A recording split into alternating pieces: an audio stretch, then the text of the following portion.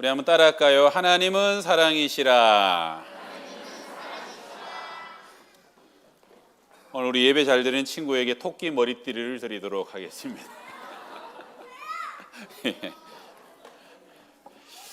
전에 섬기던 교회에서 항존직 선거를 하는 해가 되면 사진 수첩을 만들었어요.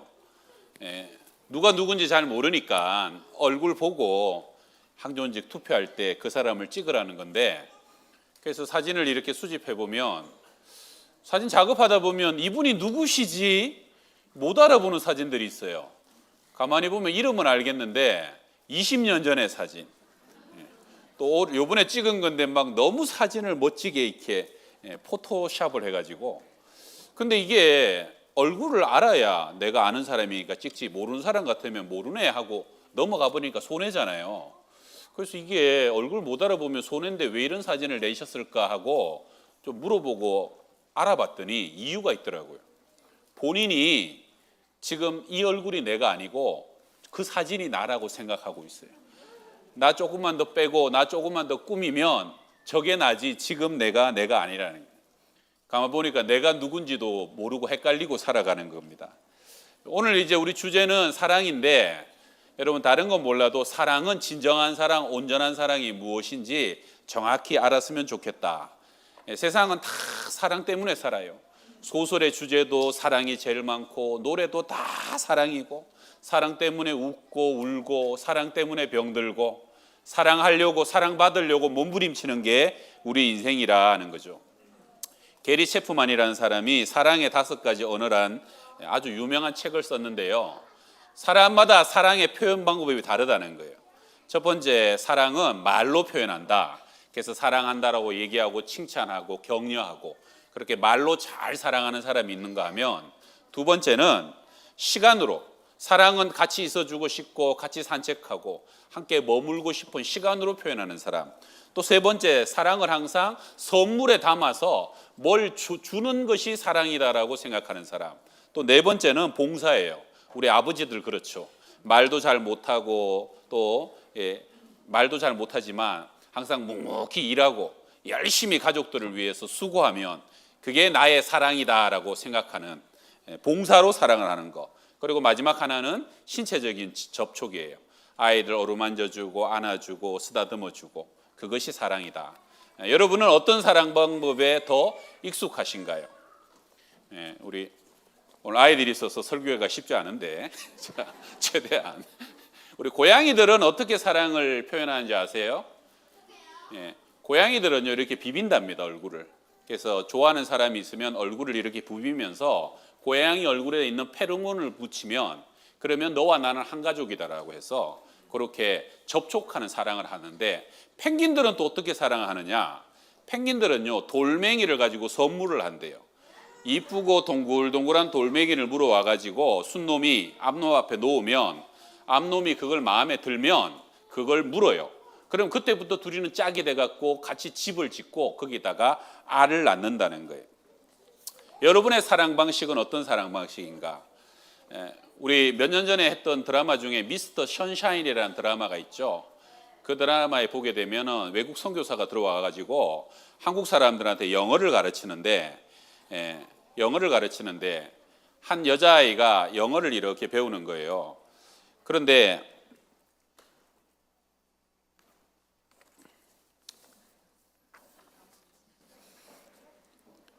주인공이 이제 김태리가 나오는데 애기씨로 등장해요.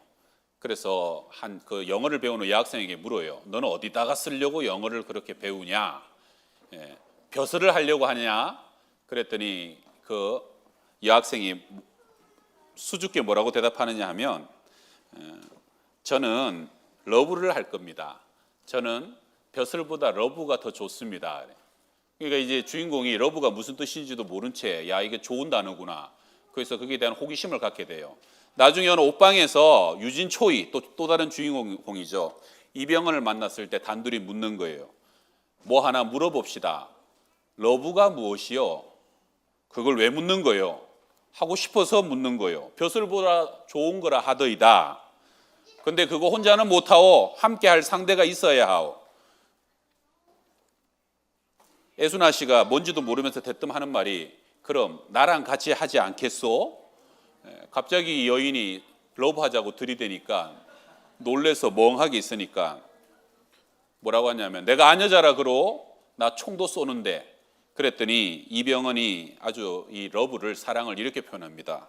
총 쏘는 것보다 어렵고 그보다 더 위험하고 그것보다 더 뜨거워야 하오.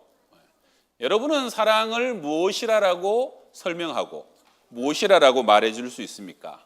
오늘 성경은 우리에게 사랑에 관한 정확한 정의를 정말 잘 가르쳐 줍니다. 한번 따라 해볼까요? 하나님은 사랑이시라. 하나님은 사랑이시다. 여러분 우리 1907년에 우리 교회가 세워졌는데요. 우리 교회가 3월에 세워졌거든요. 그리고 그해 1월에 두 달 앞에 평양의 장대영 교회에서 평양 대부흥 운동이 일어났어요. 엄청난 사람들이 성령의 역사 안에 교회 부흥과 함께 그때 부흥의 징표로 사람들이 울고 불고 회개하기 시작합니다. 그러면서 옛날에는 당연하게 생각했는데 하나님이 내 가운데 임하시니까 이것이 죄구나 하는 것을 깨닫기 시작하는데 그때 처음으로 깨닫던 것 중에 하나가 뭐냐면 첩제도예요. 첩제도. 이전에는 내 안에 또 다른 사람을 첩으로 두고 이 자식 저 자식 낳으면 그것이 잘못된 줄 몰랐는데 하나님이 내 안에 들어오시니까 이것은 잘못된 사랑이구나. 누군가의 마음을 피멍들게 하는 것은 사랑이 아니구나 하면서 첩을 정리하고 첩들을 다 내보내면서 한 아내만을 사랑하기 시작합니다. 내가 생각했던 것이 사랑이 아니구나.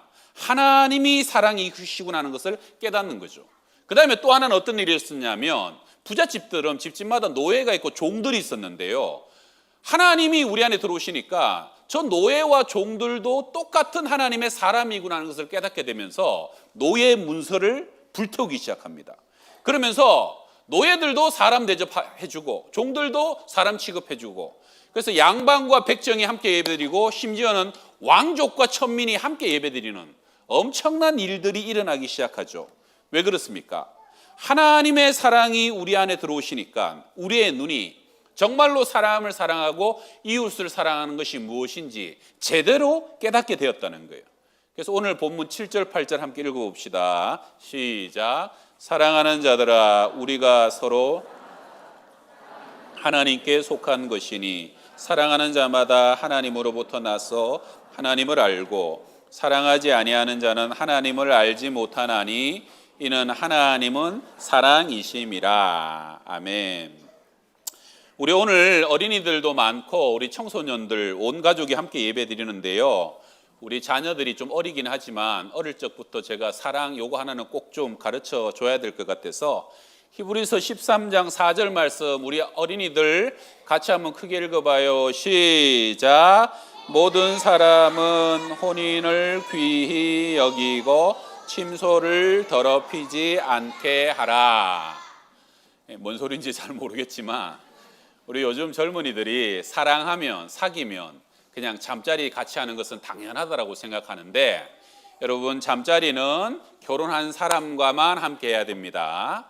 결혼하지 않았는데 같이 잠자리를 하고 결혼하지 않았는데 같이 침대에 눕고 하면 안 돼요. 하나님은 결혼을 통하여서 순전하고 온전한 사랑을 하게 하시고 그래서 그 가정을 통하여서 하나님 기뻐하시는 거룩한 자녀를 생산하게 하셔서 가장 행복한 가정을 우리 가운데 주시기를 기뻐하시는 분이시다. 우리 자녀들이 이것을 꼭 기억하시고요.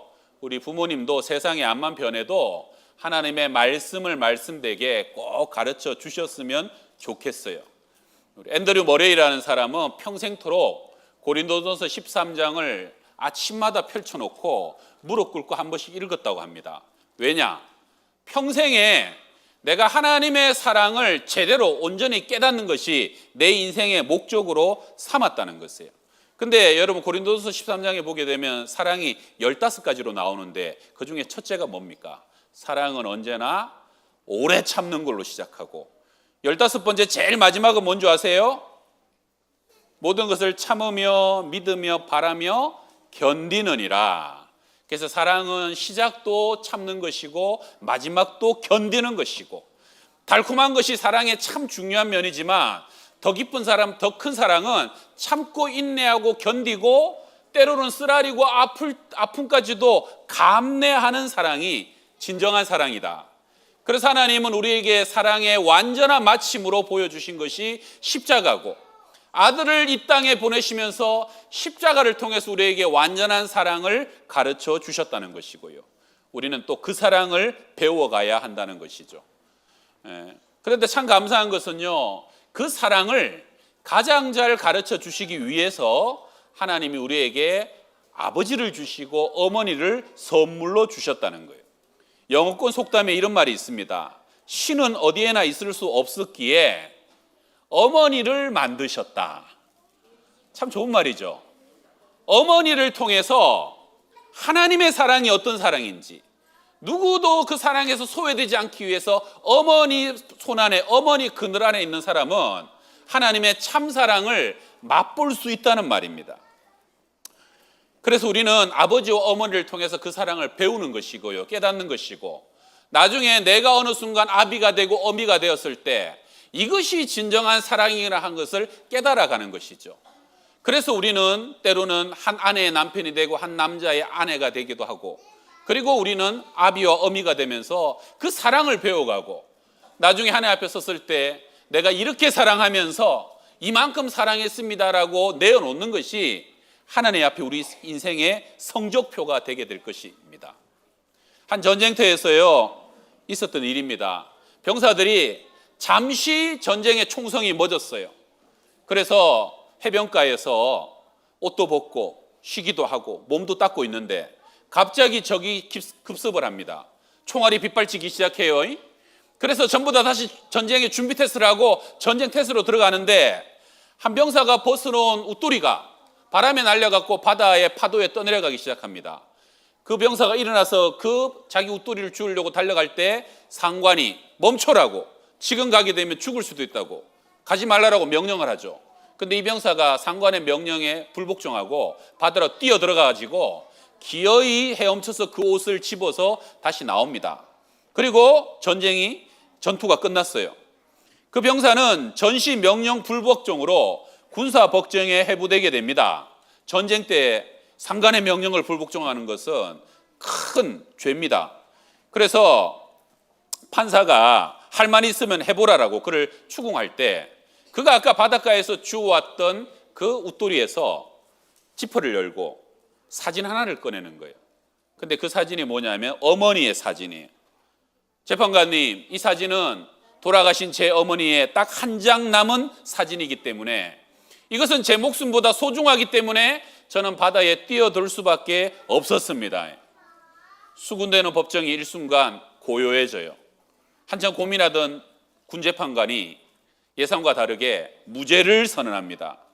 여러분, 사실 전시 중에 명령 불복종은 그렇게 쉽게 용서될 수 없는 것이거든요.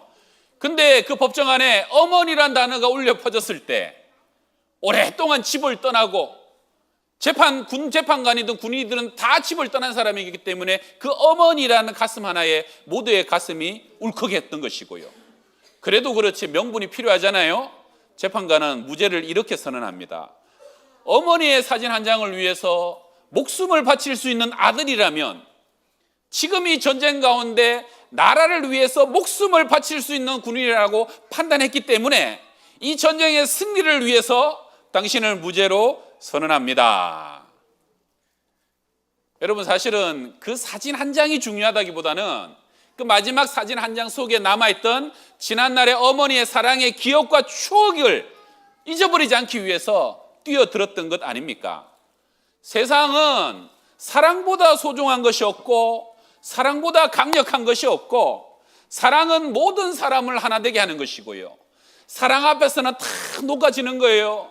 사랑 앞에서는 용서하지 못할 것이 하나도 없다는 것입니다. 그래서 하나님은 우리에게 그 완전한 사랑을 가르쳐 주시기 위하여 아들 예수 그리스도를 이 땅에 보내셨고, 우리는 그 하나님으로 인하여서 사랑을 배워가게 되는 줄 믿습니다.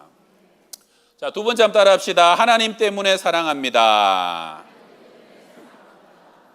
우리 요한복음 3장 16절, 우리 친구들 요한복음 3장 16절 외워요? 해봅시다. 시작. 하나님이 세상을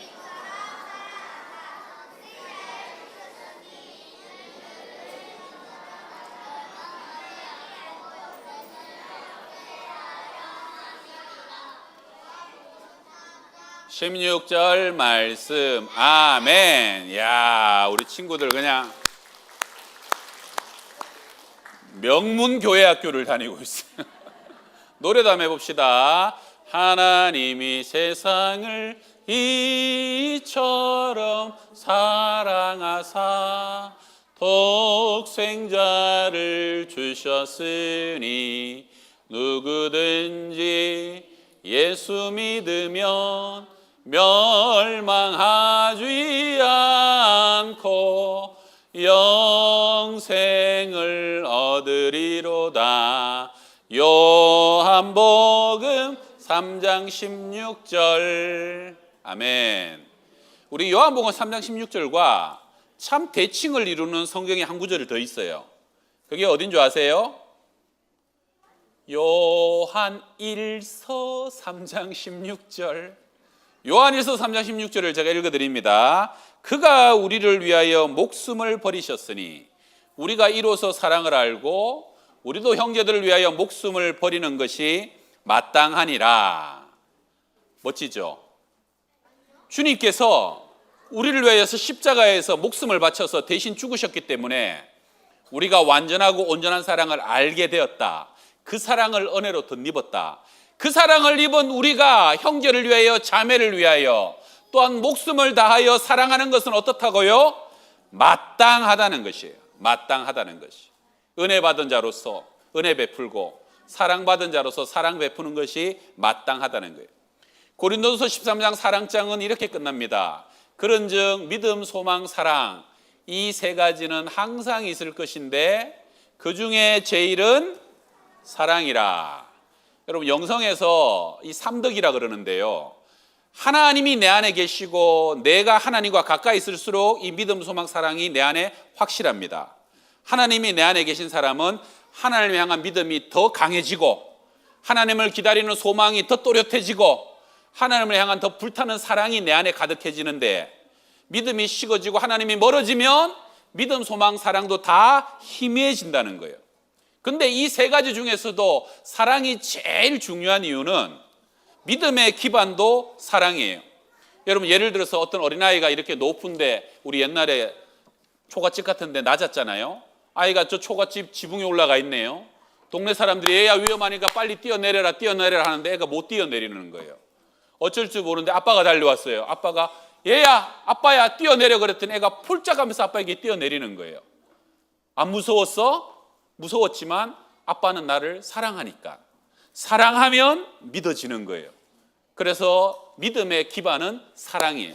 여러분 사랑하는 사람이 군대를 가면요 정말로 사랑하면 끝까지 기다리는 거예요. 사랑하는 아들이 달려온다는 그 소식을 들은 어머니는 임종의 순간에도 아들의 얼굴을 보기 전까지 소망 속에 기다리고 끝까지 참을 수 있는 것. 소망의 기반도 사랑이라는 거예요. 그래서 믿음도 소망도 그 기반이 사랑인데 그러면 사랑의 기반은 뭐냐? 사랑의 기반은 십자가입니다. 하나님의 사랑이에요. 그 십자가를 통해서 완전한 사랑, 사랑의 완성을 우리 가운데 보여주셔서 우리는 사실은 내가 원하는 사랑이 아니라 내가 추구하는 때때로 이기적이고 왜곡된 사랑이 아니라 십자가를 통해서 날마다 우리의 사랑을 점검하고 조율하고 더 순전하고 완전한 사랑을 향해서 나아가야 된다는 겁니다. 여러분 많은 가정들이 사랑하려고 애를 쓰는데 그 사랑의 불순물이 너무 많기 때문에 애쓸수록 멀어지고 아파하고 상처를 입고 나중에는 심지어 아무것도 하려고 하지 말아라고 하는 비극에 이르게 되죠. 그래서 우리는요 행복한 가정을 위해서 건강한 자녀들을 세우기 위해서 십자가를 통해서 사랑을 배워가야 되고 날마다 십자가 안에서 내 사랑을 점검해 가야 된다는 겁니다. 요한일서 3장 16절 한 번 더 읽읍시다. 시작. 그가 우리를 위하여 우리가 이로써 사랑을 알고 우리도 형제들을 위하여 목숨을 버리는 것이 마땅하니라. 한번 따라합시다. 하나님 때문에 사랑합니다. 내가 먼저 사랑받았으니 내가 먼저 은혜 받았으니 그래서 내가 사랑할 수 있다는 거예요. 우리 지난주 수요일 날 직장인 예배를 했는데요. 제가 예배 드리고 식당에서 식사를 하고 그리고 이제 1층에 우리 로비에 올라갔더니 모르는 분 세 분이 얘기를 너무 재밌게 하고 계셔요. 막 흥분돼 가지고. 그래가지고 제가 지나가면서 인사를 하려고 안녕하세요 그랬더니 저를 보더니 막 반가워하면서 잠깐 앉아보시라고 그러면서 막 10분을 막 저한테 얘기를 하는 거예요. 뭔 얘기를 하느냐? 그 저는 뭐 너무 열심히 얘기하시길래 어느 교회 뭐 권사님인가 집사님인가 그랬더니 세 분 중에 한 분만 교회를 다니고 두 분은 교회를 안 다닌다는 거예요. 근데 나보고 앉아보라는 거예요. 그런데 그 중에 또 남자분 한 분은 군대 교회 갔다가 오늘 교회를 처음 왔다는 거예요. 나이가 나보다 많아 보이는데 처음 교회를 왔다는 거예요.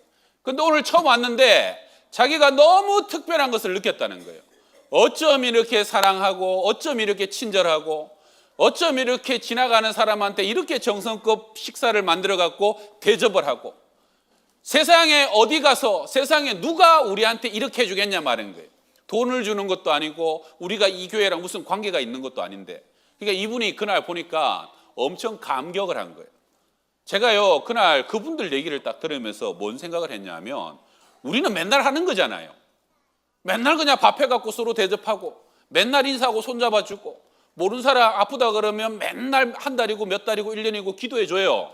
근데 이게 세상 사람들 보기에는 왜? 뭐 때문에? 내가 생기는 것도 없는데 이게 불가능한 거예요. 그래서 제가 참 고마웠던 것은 그래서 제가 너무 그냥 상기돼서 얘기를 하길래 주일날 그럼 교회 다 와보시라고 그랬더니 그거는 좀 고민해 봐야 돼요. 근데 제가 뭔 생각이 드냐면 당장 우리 교회를 안 와도 이분들이 이렇게 교회에 대해서 좋은 인식이 생기면 어느 날 어느 순간 다시 하나님을 찾고 다시 예배를 찾고 다시 교회를 찾아갈 수도 있겠다는 거예요. 할렐루야. 여러분 우리도 하나님 볼 수 없는데 하나님을 더 만날 수 없는 세상 사람들에게 하나님을 보여주는 건 뭡니까? 사랑입니다. 사랑 속에서 그 사랑을 통해서 그들은 하나님을 보고 하나님을 만나게 된다는 거예요.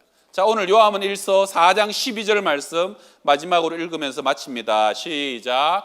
어느 때나 하나님을 본 사람이 없으되 만일 우리가 서로 사랑하면 하나님이 우리 안에 거하시고 그의 사랑이 우리 안에 온전히 이루어지느니라. 여러분 예배 때마다 하나님의 사랑 충만하게 받으시길 바랍니다. 날마다 구원의 기쁨과 감격이 가득하시길 바랍니다. 내가 받아야 줄 수 있고 나눌 수 있고요. 내가 먼저 그 생명의 기쁨이 충만해야 나도 세상 가운데 생명을 전하는 사람이 되게 될 줄로 믿습니다. 은혜 충만, 성령 충만, 사랑 충만하셔서 정말로 가정이 행복하시고 여러분의 직장이 행복하고 우리가 사는 이 땅이 하나님의 나라가 되어갈 수 있기를 주의 이름으로 축원합니다.